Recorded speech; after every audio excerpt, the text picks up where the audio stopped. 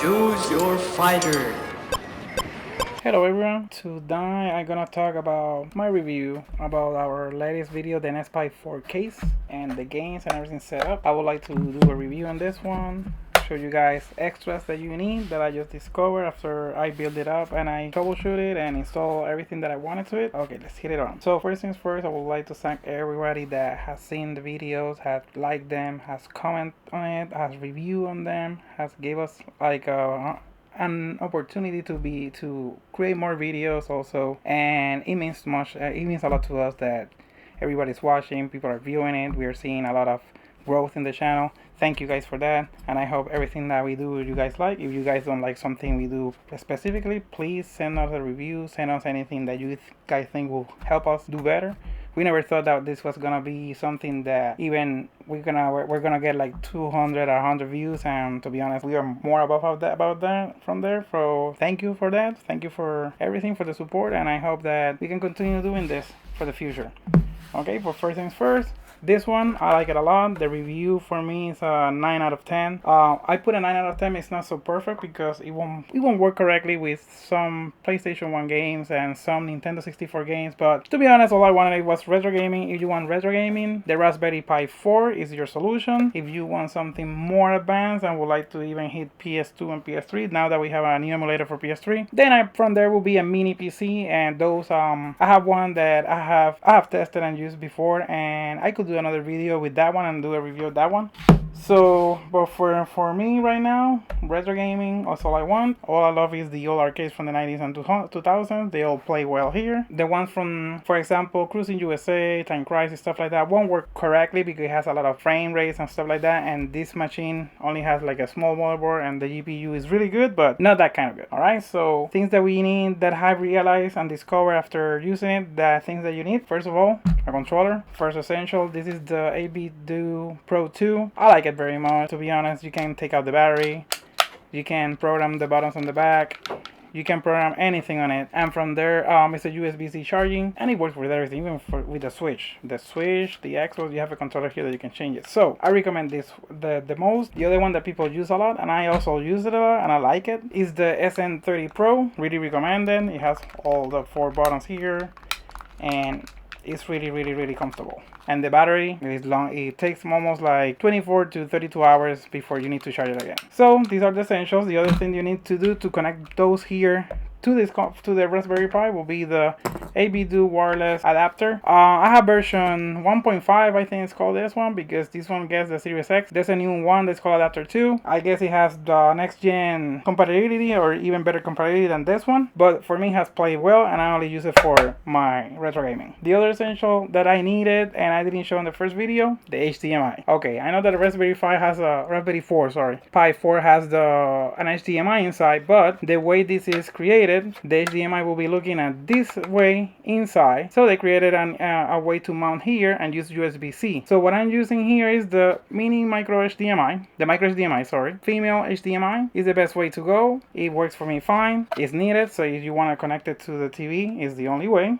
The other thing that I recommend the most, since we're using this and this, so you don't need to, there's 2 ways to connect it to the computer. There's an adapter that you can plug here and put in USB. Also, you can take out the case, take out the screws, take this out, connect this here, and it will connect with the USB. But that's a lot of hassle. All the other things, take this out and use another enclosure, forget about it. So for some reason, I discovered this now. And I found it from the same company that created the NesPi case, Retro Flag, and it's an enclosure that is the cartridge. But what I love about this enclosure is the following. So, and the way I thought when I bought this, I didn't have a clue that this existed, and that this connected to an SSD. I knew that it connected to an SSD, but there was some versions that it was only a plastic thing, so you can show off that it was a NES old version. So the good thing about this is an enclosure too. This is the same thing, the same one as this one. So yeah, I have Dreamcast games here. I can put here the one that I have all of my retro gaming. Boom, turn on, all good to go. If I want the other one, use this one. Boom, cool. All the hassle that I showed you about taking out the screws and everything to connect it to the computer and not to do that, this is the solution. Good thing about it, it looks like a regular casing from the NES era, and it connects to a USB. So this is an enclosure. You can use it for the computer, for your home, for regular gaming, stuff like that, or your backups if you want to. As I showed in the first video, super self-explanatory. You just open this, put your SSD here, plug it back in, boom, and that's it, all good to go. So in this case, it's easier if you use this this method that I'm using right now. Is the easiest way. It's not that expensive. This only costs like 20 bucks in Amazon. On Amazon, it costs only 20 bucks for the enclosure, including the reader. That I'm super impressed because it's super high quality. Everything's high quality with these people. So I'm really recommend Retro Flag for anything retro gaming. If you need casings, or even they even have controllers too. So yeah, so that's the piece of the pie from this one that will make your life easier. I really recommend it. As soon as you get one of these, if you're planning to get one, you will understand as soon as you start building yours. And we got a visitor. Goodbye. Alright, so disconnect, self-explanatory. Disconnect to the micro USB-A. The old days when the Samsung had this. And now back to USB 3, regular USB. And you plug it into the computer and it will see your hard drive and do whatever you want. You can put all the images and stuff like that if you want. It doesn't matter, whatever you want to do with it. Also, you can use it for media or anything else. So those are the extras recommended, the review and suggestions for me. Alright, if you are a retro gamer and you only want all games until 2001 maybe, that's how long the PS1 lasted maybe, or the games are like really compatible because of the era and the time and the graphics in those times. So I recommend this one for all gaming. If you want a better gaming for it, it will be, as I said at first, the mini PC with a video card. That's the best way to go if you want to do anything including Switch and stuff like that. But if you only want retro gaming, as the way I do, this is the best recommended version. If there's a new Raspberry Pi 5 in the future that is coming, that has been rumors, a lot of rumors that is coming, a new one, and it has a better performance that will play more than PS1, will I buy it?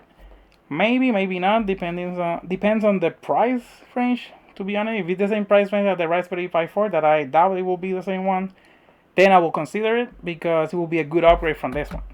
And from there I can add more other consoles that I could use that need more power, including some arcades like the Triforce one or the Naomi chips one. That those are when the Dreamcast came in. Sega made an arcade called Naomi, and it was pretty amazing graphics, but you need a powerful computer to run those. So yeah, that's pretty much it on this video. Hit like, review, write anything that you guys need or want us to review as well, or do as well in the channel. It will be that's welcome. And to be honest, thank you for everything as well. And this will be it. Hope you guys like it. I hope you guys like gaming, and this is a good gaming device. I would really recommend it if you want to play the old things that you haven't played. If you're like right now you got 20 years old, you haven't played this ever before, you aren't even alive, and you want to have the experience like we did in those days, this is a good choice. It has every option, every feature as I showed in the first video. Thank you for everything, and hope you guys like it. Thank you.